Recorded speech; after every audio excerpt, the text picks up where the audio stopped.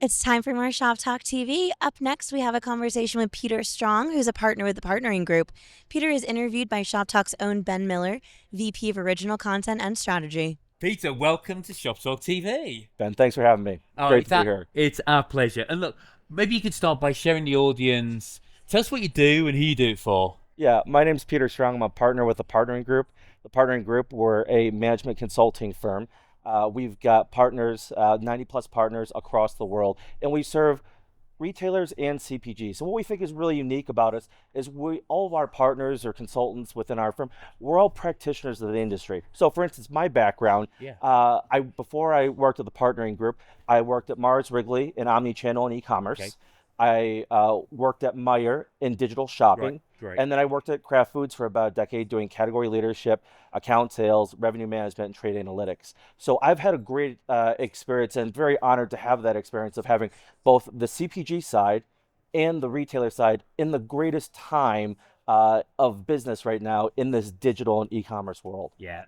And we've got a lot to talk about the current digital ecosystem and how it's developing. But before we do that, you mentioned you were in category roles. Yes. And I think probably TPG's maybe most famous for category. Is that still the heart of the consultancy, or are you much broader now? It still is in the heart of what we do. The partnering group was built by partnering CPG and retail together from a category perspective, and we coined category leadership or category management Yeah. back in the 80s and 90s. Yeah. But we've gotten much bigger now. So we're working in technology, we're working in omni-channel. Retail media is a big focus for our clients, both on the retailer side and on the CPG side. Of course. So we are continuing to evolve our business to stay ahead of the trends so that we can advise and guide and consult our clients on the best ways to be ahead of those curves, to be leading in the industry. Okay. You mentioned retail media. Obviously, it's been a hot topic, and you're on stage this afternoon, so you still Yes. haven't done your on-stage time yet with us. Tell us what's the conversation that you're going to be leading this afternoon? Yeah, a sneak peek. It's going to be great. It's being talked about everywhere in this building and in this conference. It's how do you measure retail media? Okay. So if we think about where media has been the last couple of years, 2 years ago we talked about even at grocery shop and shop talk. It's great. It's this new thing. Everyone wanted to spend it. Everyone wanted to experiment it. But now we're at a point where it's evolved to how are my customers interacting with retail media? Where's my ROI? How do I measure Yeah. that Yeah. consistently and consecutively? And then how do I make decisions based on that? So today's session, I'm really excited and honored to be joined by experts from Albertsons, from Danone, and from Google to talk about retail media measurement and what that future looks like. Fantastic. Now, I'm going to share a little bit of the secret sauce. In that All we can right. have a look, we can talk about the conversation because every single speaker at Shop Talk, every single session, we do a whole series of preparations for. Hmm. So the conversation takes its route, but we've always got an idea about what's going to be shared before we Yeah. get on stage. So, um, you've got a really interesting section having the retailer view and the CPG view. What's their perspective on where we are on the ability to measure and transparency of measurement of retail media spend? Yeah. I mean, transparently, as an industry, we're not there yet. And Okay. and when we want, we're not quite where we want to be. We have Yeah. CPGs that look at this as retail media as an opportunity to grow their customer base, but it's what platforms, what retailers, how do we make budgets for that? How do we Yep. continue to grow and evolve that to the best of their ability to grow their brand awareness and conversion? Then on the retail side, they're saying, okay, well, we're now addressing with all these retailers. How do we get them to invest in us so that we can grow our customer base, so we can grow higher baskets, so we can be more engaging, drive personalization, drive loyalty? Yeah. And then the really fun part of this conversation, the twist to it, is that we've got Google in this. Yes. And Sean from Google is going to talk about, okay, as a platform, how do I link CPGs and retailers together on a platform that creates mutual benefit for both CPGs and retailers, but ultimately creating a very high ROI for for that spend, driving consumer engagement, driving that conversion, driving that loyalty, and driving that repetitive purchase. So look, really interesting you say as an industry, we're not there. We're not at the end game yet. So kind of from your experience, what do you think is still missing? What are the key things we need to do to Yeah, move this forward? great question. One is we need to figure out a set of standards in terms of how we measure Yeah. ROI and that we all agree on collectively as an industry. because we look at we hear, oh well, this XYZ provides this amount of ROAS. We talk about iROAS, we talk Yeah. about Yeah. ROI, Yeah. and then we talk about true lift ROI, which is incremental ROI, right? And when we think about those different areas, everyone talks in a little bit different, call it different dialect of the Yeah. same language. Yeah. We really need to get to a consistent point where we understand and have that standard, the way that Nielsen and POS and was back in the day, 20 years ago. Create that standard. We know what that is, and then we can all work together to grow that business over time. Okay. I mean, there's a classic, to be able to measure something, you need to know what you're measuring. Yes. When you're working with your clients, how clear are they on what they expect from their retail media investment? There's been so much talk about, is it trying to drive conversion? Is it trying to build brand? Where in the funnel? Is it trying to do it? Does the funnel even exist? With your clients, how clear are they on what they're trying to achieve? I would say that they're clear in the direction of where they want to be in Okay. terms of what customers they want to engage with. The question is how they get there. With retail media now being beyond just paid search, we have online retail media, we have in-store retail media, we have the traditional shopper marketing budgets as well, and those tactics.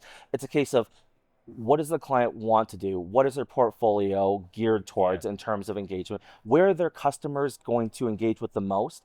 And where's the most incremental point where they can capture a sale in a point of decision within that experience? Yeah.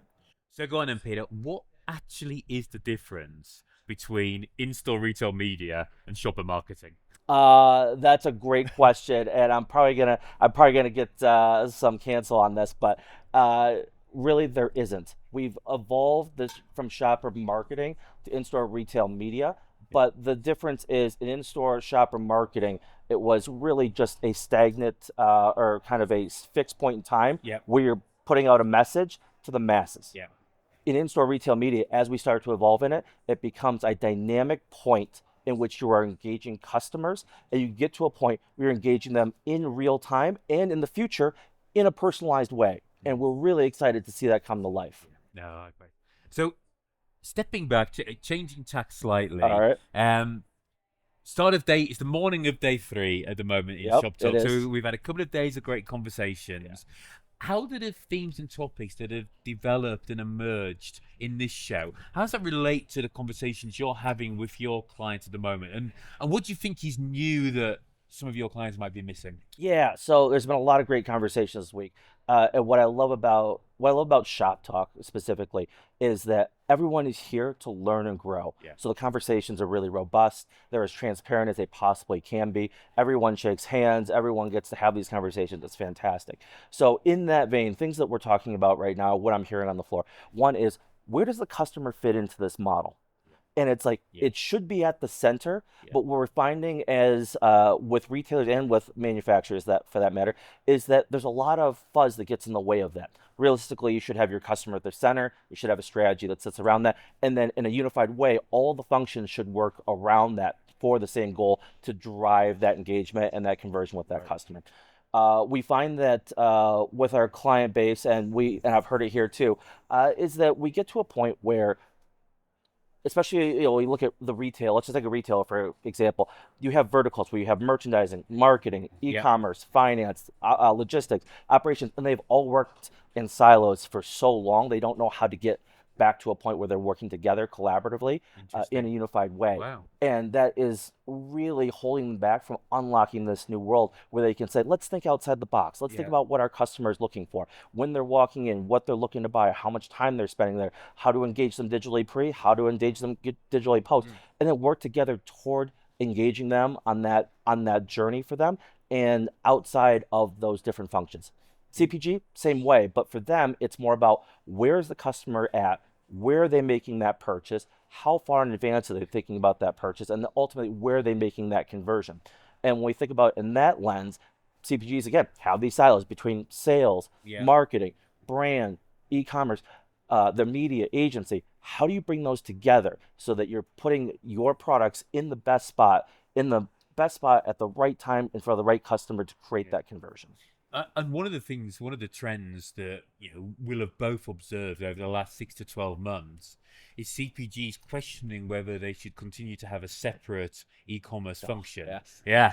Oh, yes. So where do you sit on that one? What are you recommending on that space? Yeah. So if you think about that model, we're thinking about the customer first. Yeah.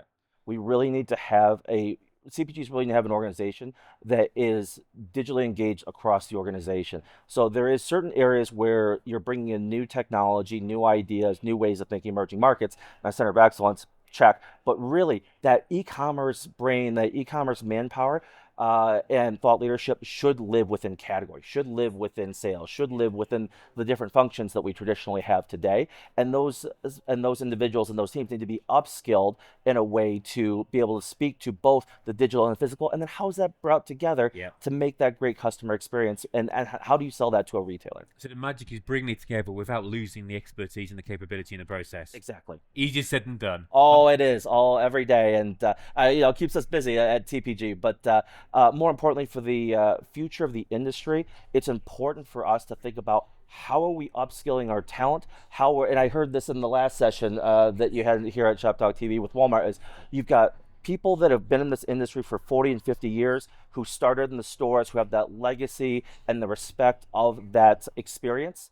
We have a new generation of incoming associates that are jumping right out of school into marketing roles that have never carried the bag in retail. Yeah. How do we blend that together so as that group, the older group, is starting to retire, that you're not losing that really rich, robust experience, and you're transferring that knowledge base down to a group of individuals that likely have not worked in stores before. Yeah. Which is a brilliant way to finish up. Peter, thank you for joining us. Ben, always a pleasure. Enjoy Great your to be here. session. Enjoy Thank the rest you. of Shop Talk. Thank you. Thank you.